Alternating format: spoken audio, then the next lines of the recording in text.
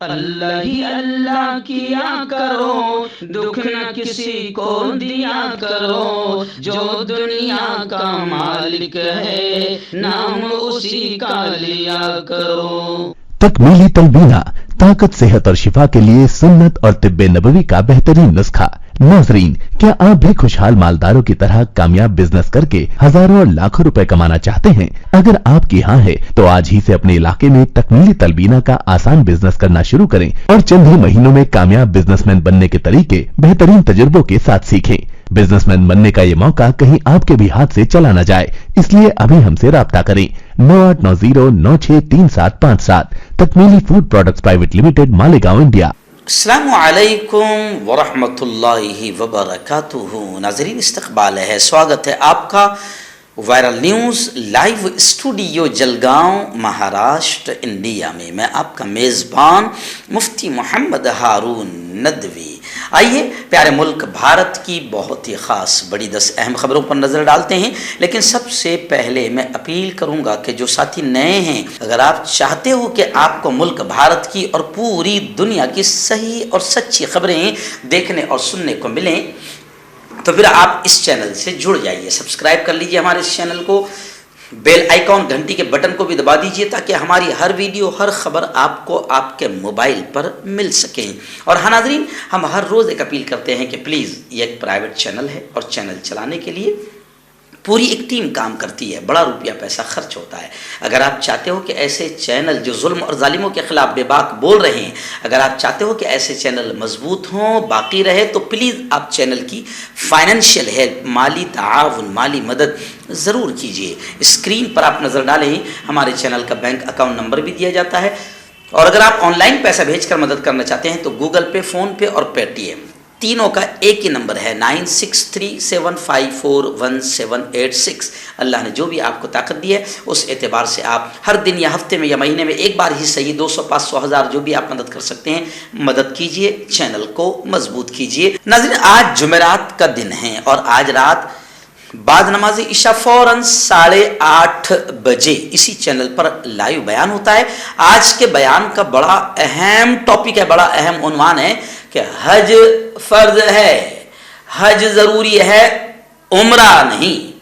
लोग उम्रा करके फिर बैठ जा रहे हैं इत्मीनान से, और लोग तो अपने माँ बाप के साथ भी गेम कर रहे हैं। माँ बाप को 12-15 लाख खर्च ना हो इसलिए उम्रा कराकर बूढ़ा बूढ़ी को एक मरतबा उम्रा करा के फिर हज की ख्वाहिश उनकी ख़त्म।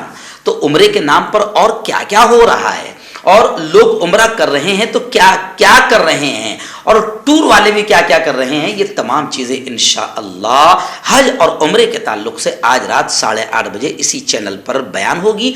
अपनी पूरी फैमिली के साथ रात के 8:30 के इस बयान को आप ज़रूर देखें कि हज ज़रूरी है, उम्रा नहीं, और उम्रा कैसे फैशन बन गया है। आइए नाज़रीन, बड़ी खबर इस वक्त मेरी निगाहों के सामने आ रही है। आप जानते हैं कि किस तरीके से दिल्ली में एक बेटी के साथ जुल्म हुआ, बर्बरता हुई और उसे तकरीबन 12 किलोमीटर तक गाड़ी से घसीटा गया और मार दिया गया। स्वाति मालेवाल जो है दिल्ली कमीशन बराए खवातीन की चेयरपर्सन है, स्वाति मालेवाल, इन्होंने लड़की के किडनैप की कोशिश पर दिल्ली पुलिस को नोटिस जारी किया है। मोहतरमा मालेवाल ने कहा कि हम ऐसे मामला रोज़ाना देख रहे हैं, पता नहीं औरतों और बच्चियों पर यह जुल्म कब रुकेगा। ऐसे मामला से निपटने के लिए हमें अपने निज़ाम को मज़ीद मौसर और मजबूत बनाना होगा। मुलजिम को गिरफ्तार करके इसके खिलाफ सख्त कार्रवाई की जानी चाहिए। लड़की को सिक्योरिटी फराहम की जाए क्योंकि इस शख्स ने उस पर तेज़ाब फेंकने की धमकी दी है। यानी ये दूसरा मामला और है, लेकिन यह वाक़या बताता है कि आखिर राजधानी का क्या हाल है। और ये दूसरा वाक़या जो मध्य प्रदेश के बैतूल ज़िला का बताया जा रहा है, यहाँ पर एक नाबालिग छोटी मासूम बच्ची के साथ ज़्यादती हुई, दुष्कर्म हुआ और उसके बाद मुलजिम जो है वो फरार हो गया और अब उसने खुद सुपुर्दगी की है, अपने आप को पुलिस के हवाले किया है। लेकिन इतना तो पता चल रहा है कि आप अंदाज़ा लगा सकते हैं कि महिलाएं किसी भी तरह से अब महफूज नहीं हैं। इसीलिए बाकायदा कांग्रेस की कदावर नेता, दिल्ली की एक्स एमएलए ने आवाज उठाया है। साफ तौर से उन्होंने ये कहा है कि मरकज यानी केंद्र सरकार और दिल्ली हुकूमत खवातीन की हिफाजत, महिलाओं की सुरक्षा को लेकर एकदम गैर संजीदा है, यानी इन्हें कोई फिक्र नहीं। ये मक्कार सरकार जो बेटी बचाओ का नारा लगाकर आई थी, इन 7 सालों में बेटियों का इतना रेप और दुष्कर्म और बेटियों की इतनी इज्जतें और मर्डर हुए हैं कि जितने कभी 70 सालों में भी नहीं हुए। रियासत में उत्तर प्रदेश से बड़ी खबर आ रही है। जी हां, अयोध्या से बड़ी खबर आ रही है। भारत जोड़ो यात्रा राहुल गांधी के नेतृत्व में जो आगे बढ़ रही है, करोड़ों इंसान और करोड़ों कदम राहुल के साथ जुड़ रहे हैं। इस वक्त बड़ी खबर आ रही है कि उत्तर प्रदेश में तो जबरदस्त इस्तकबाल किया, स्वागत किया गया। यहां तक कि अयोध्या के साधु संतों ने भी समर्थन किया। वहां के चीफ पुजारी जो अयोध्या के अहम मेन पुजारी है, उन्होंने भी बाकायदा राहुल गांधी की इस यात्रा को मुबारकबाद दी और नेक ख्वाहिशात का इजहार किया। एक्चुअल में सब समझ रहे हैं कि मुल्क नफरतों की तरफ ले जाया जा चुका है और ले जाया जा रहा है, और मुल्क को नफरतों से बचाना और नफरती चिंटुओं के खिलाफ खुद जंग लड़ना इस वक्त की सबसे बड़ी आज़ादी होगी।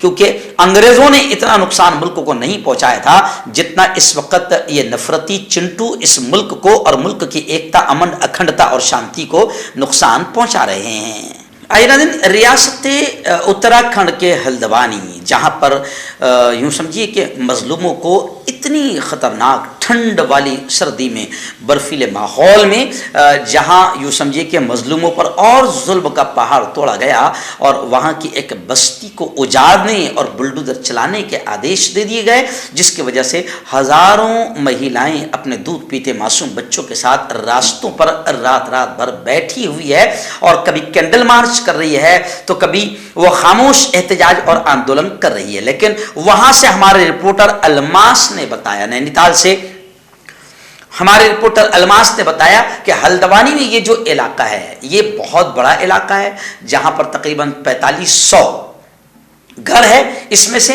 95% मुसलमान हैं। और हल्द्वानी के ताल्लुक से ये भी बात हो रही है कि पहले हल्द्वानी उत्तर प्रदेश में आता था, तब से वहां पर कांग्रेस की विधायक जीत कर आते हैं, कांग्रेस के एमएलए जीत के आते हैं।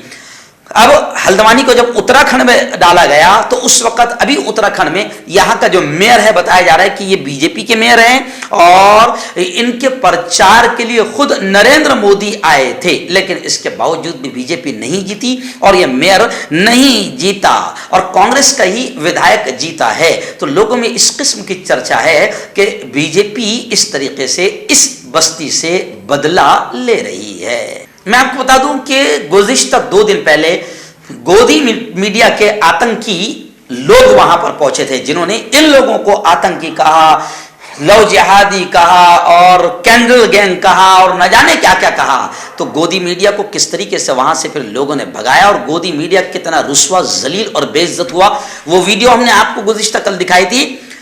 आप सिर्फ 10-10 सेकंड की ये 2 वीडियो देखें कि जिसमें आप अंदाजा लगाएं कि वहां के मासूम बच्चियां, वहां की मासूम बेटियां नरेंद्र मोदी से कह रही है कि मोदी जी हमें रहने दीजिए, उजाड़िए मत। जी हां, हुकूमतों का काम बसाने का होता है मगर तुम उजाड़ने का काम कर रहे हो। छोटी सी बेटी की फरियाद है। मैं शाकिर भाई से कहूंगा कि इस वीडियो को थोड़ा सा, बच्ची के दोनों वीडियो को थोड़ा थोड़ा 7-7, 10-10 सेकंड का जरूर लगा दें। हमें अपने घर में ही रहने दें, हम कहाँ जाएंगे, हमारे पास कुछ घर भी नहीं है। हम अपनी आवाज प्रधानमंत्री तक पहुँचाना चाहते हैं, हमारे घर नहीं उजाड़े ये लोग।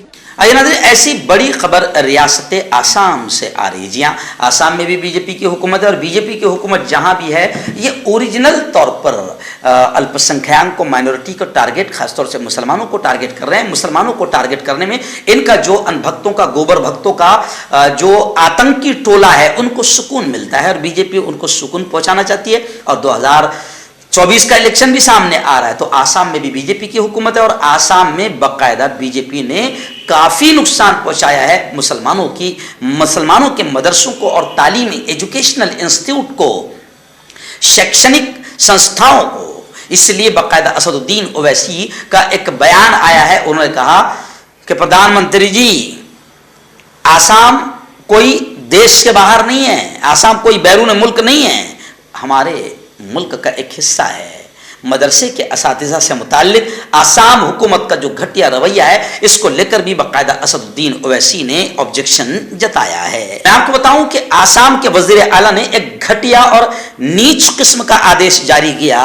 इतवार के रोज आसाम के वजीर आला हेमंत बिस्वा ने कहा कि तमाम असातिज़ा जो टीचर्स हैं मदरसों के, जो रियासत के बाहर से यानी आसाम से बाहर से मदरसों में यहाँ पर पढ़ाने आए हैं, उनसे कहा जा सकता है कि वो वक्त वक्त पर करीबी पुलिस स्टेशन में हाजिर हों। तो ये है ना इंतहाई घटिया और नीच हरकत जो बीजेपी के वजीर आला कर रहे हैं।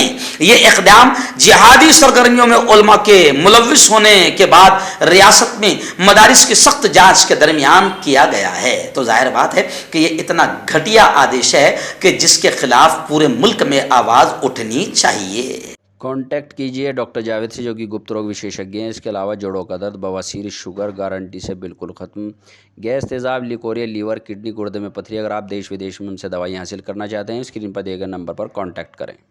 हर्बल राइट लाया है आपके लिए मर्दाना कुव्वत का इलाज, वो भी जड़ी बूटियों द्वारा। इसके अलावा आपके जिस्म में किसी जगह पे दर्द हो, आप हमसे दवाई हासिल कर सकते हैं देश विदेश में। स्क्रीन पर दिए गए नंबर पर कांटेक्ट करें।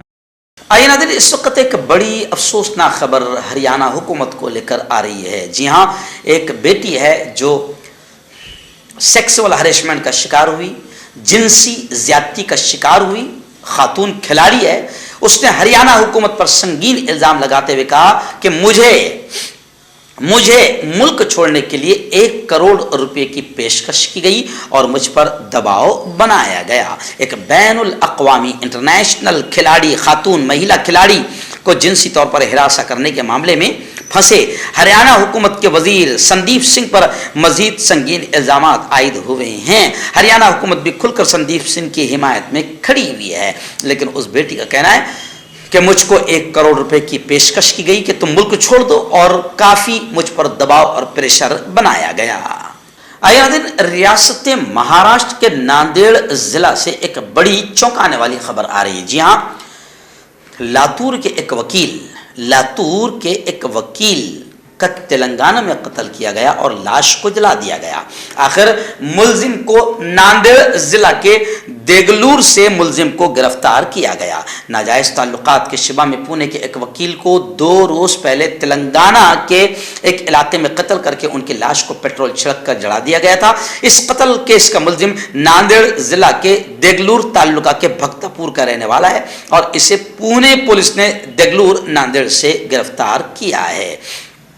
वकील का नाम है एडवोकेट शिवशंकर शिंदे और कातिल जिसे गिरफ्तार किया गया है उसका नाम राजेश्वर बताया जा रहा है। मुलजिम राजेश्वर यादव भी पूना में अकाउंटेंट के तौर पर काम करता था, जबकि यादव की बीवी भी वकील है और वो एडवोकेट शिंदे के साथ वकालत की प्रैक्टिस कर रही थी। लेकिन नाजायज़ ताल्लुकात के शुबा में 31 दिसंबर को मुलजिम राजेश्वर ने एडवोकेट शिवशंकर शिंदे के दफ्तर गया और उनसे झगड़ा कर हाथापाई की और उसे टेम्पो में डालकर कैद कर दिया और टेम्पो को ले जाकर वहां उसने ये वारदात अंजाम दी। ऐसी खबरें आ रही है।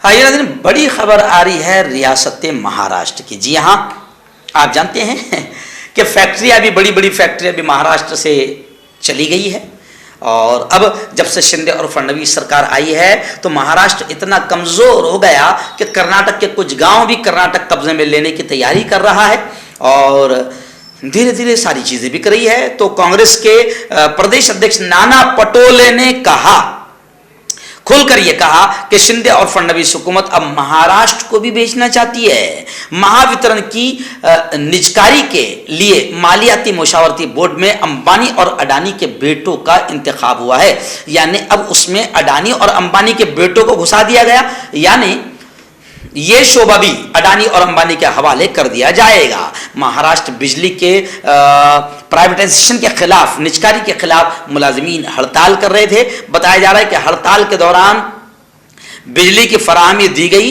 नायब वजीर आला महाराष्ट्र देवेंद्र फडणवीस की मुदाखलत से हड़ताल खत्म हुई, यानी ये माना जा रहा है कि मुलाजिमीन की हड़ताल खत्म हो गई है। देवेंद्र फडणवीस ने उन्हें यकीन दिलाया कि हम इसको नहीं बेचेंगे, ऐसा करके उन्हें यकीन दिलाया। तो अब हड़ताल मुलाजिमीन की, महाराष्ट्र बिजली मुलाजिमीन की हड़ताल खत्म हुई है।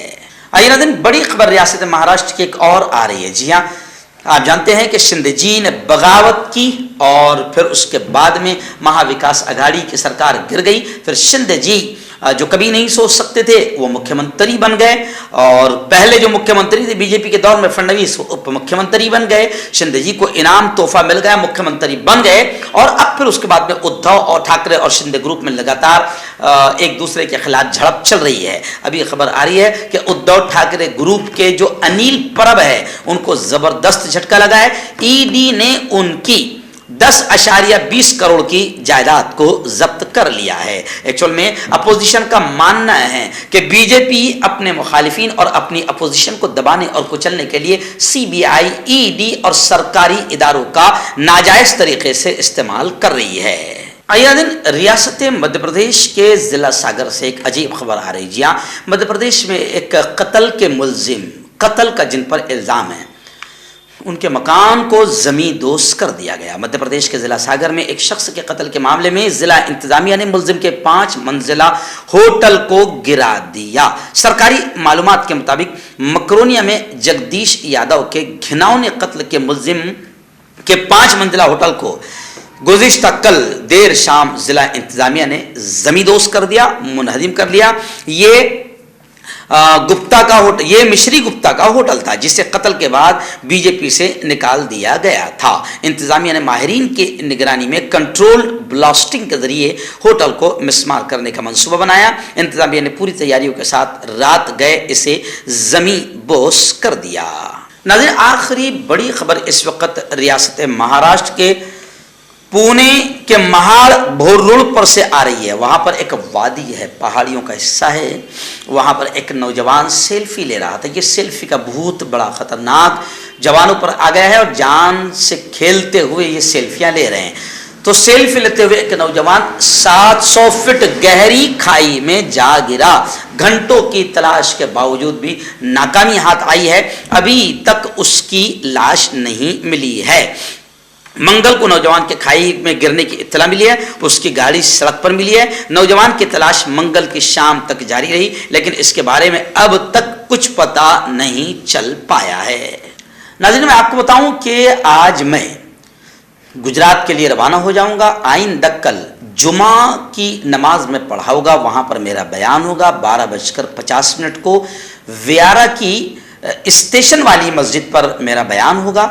उसके बाद में दुआ होगी और जुमा की नमाज के बाद मैं वहां से रवाना हो जाऊंगा। फिर परसों मानिकपुर नवसारी के करीब, चिखली के करीब जो मानिकपुर है, वहां पर रात में इशा की नमाज के बाद फौरन एक बहुत शानदार प्रोग्राम होगा, यानी 7 जनवरी की रात को। तो ये 2 प्रोग्राम मेरे गुजरात में होने जा रहे हैं। आसपास के लोग ज़रूर इस प्रोग्राम में शरीक रहें और मेरे लिए दुआएं भी करें कि अल्लाह ताला खूब ताकत सेहत नसीब फरमाए। ये जो व्यारा का जो प्रोग्राम है वो हमारे दोस्त है इलियास भाई राजस्थानी, जो सूरत में रहते हैं और अब व्यारा में वो अपना बंगला बना रहे हैं।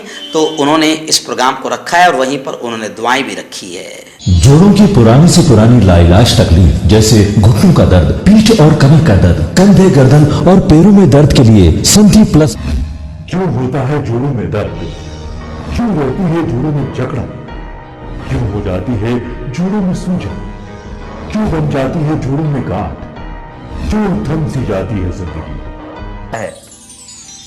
जोड़ों की पुरानी से पुरानी लाइलाज तकलीफ जैसे घुटनों का दर्द, पीठ और कमर का दर्द, कंधे, गर्दन और पैरों में दर्द के लिए संधि प्लस प्लस एक संजीवनी बूटी की तरह है, या यूं कहे कि एक स्थायी इलाज साबित हो चुका है। लाखों लोग इसे अपना चुके हैं और दर्द पर विजय प्राप्त कर चुके हैं। जब हम नियमित रूप से संधि प्लस प्लस से मालिश करते हैं तो त्वचा इसे तुरंत ऑब्जर्व करके जोड़ों के सूक्ष्मतम अवस्था में पहुंचा देती है, जिससे जोड़ों में ब्लड का सर्कुलेशन बढ़ जाता है और जोड़ों के मांसपेशियों में मजबूती आती है। आंतरिक सूजन समाप्त हो जाती है, जिससे दर्द में आराम तो मिलता ही है, साथ ही साथ जोड़ों में नई शक्ति भी आती है। हमारे ये प्रोडक्ट ना कि किसी बाजार में मिलता है और ना ही मेडिकल शॉप पे, इसलिए इसे पाने के लिए अभी स्क्रीन के नंबरों पे कॉल करें और ऑर्डर करें।